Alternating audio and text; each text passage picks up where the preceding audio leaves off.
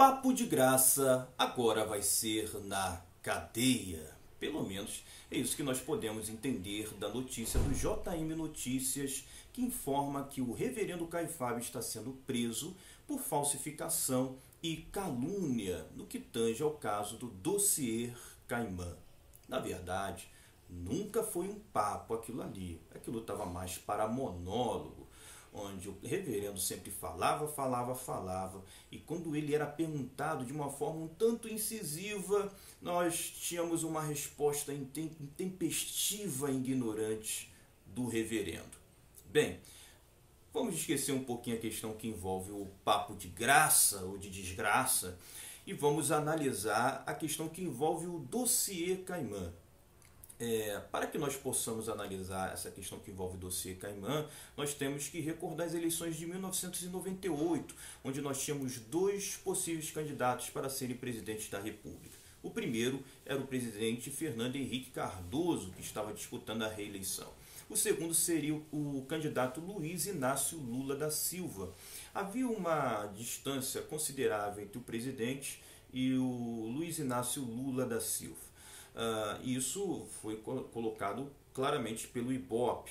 Mas, em meio a esse cenário político, surge o reverendo Caio Fábio, arauto da moralidade e da ética cristã. E ele chega com um documento que nós não sabemos de onde ele retirou. Talvez ele subiu ao monte e o próprio anjo Gabriel foi lá e redigiu o documento para o reverendo Caio Fábio, ou de repente o próprio Deus, em letras garrafais, expôs ali, escreveu as palavras nefastas que constam naquele documento. É verdade que o Caio Fábio ele publicitou esse documento, um documento que constava informações graves e sérias em relação ao Fernando Henrique Cardoso. Nesse documento estava claramente descrito que o Fernando Henrique Cardoso tinha 365 milhões de dólares num paraíso fiscal que seria as Ilhas Caimã, e que esse dinheiro seria um desvio das privatizações dos setores de telecomunicações. Isso caiu como uma bomba nas eleições de 98, mas essas informações foram confirmadas e provadas como falsas. E o reverendo Caio Fábio ficou sem saber o que fazer, aonde colocar, aonde reclinar a sua cabeça.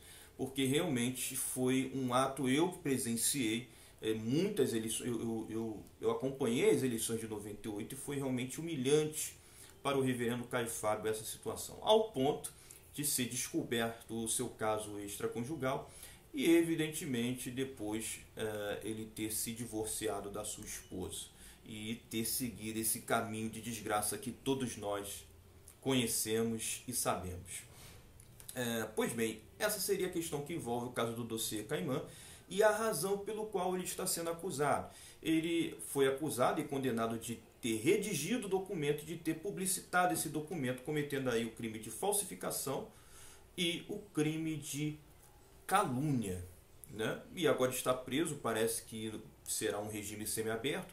Não sabemos quantos anos ele estará preso, estará dentro desse regime, mas sim, é verdade, o reverendo Caio Fábio está preso. Eu vou estar colocando aqui um áudio do próprio reverendo falando sobre essa situação. Só para avisar que aquela ação lá de 98 do dossiê Caimã teve vigência hoje e eu estou sendo conduzido para a Superintendência da Federal e depois para Papuda, num regime semiaberto. Não teve ainda nenhuma ação do meu advogado, eu mesmo estava absolutamente certo de que esse era um processo vencido há muito tempo e acabado. Então, toda tranquilidade, e eu gostaria só que vocês informassem o pessoal aí da igreja que trabalha lá na Papuda, na Federal, e nisso tudo o que aconteceu, tá bom? Um beijo, gente. Então está aí o próprio Caio Fábio falando sobre essa situação e confirmando a sua prisão. Minha opinião, mais do que justa essa prisão do reverendo Caio Fábio. Eu estava lá em 98, acompanhei essas eleições e eu vi a vergonha que ele causou à igreja, a situação constrangedora que ele causou nas eleições de 1998 e, na verdade, até agora ele não disse, ou pelo menos nós não sabemos quem deu esse documento para ele, como surgiu esse documento. A verdade é que a justiça entende de que ele redigiu o documento, de que ele publicitou o documento e ordem judicial não se discute, se cumpre. Então o reverendo Caio Fábio está preso, na minha opinião, mais do que merecido, e isso seria uma reflexão para nós sobre essa questão do envolvimento do pastor com a política e da política com a igreja. Até onde vai esse envolvimento e as consequências que nós podemos ter lá na frente em relação a esse envolvimento da política com a igreja e da igreja com a política.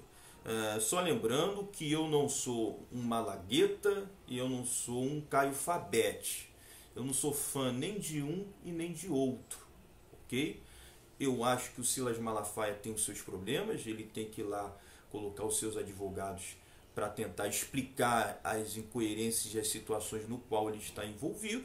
A verdade é que o Caio Fábio ele usou de todo o recurso que ele tinha em mãos, no que tange a sua defesa, e a justiça entendeu que ele é culpado.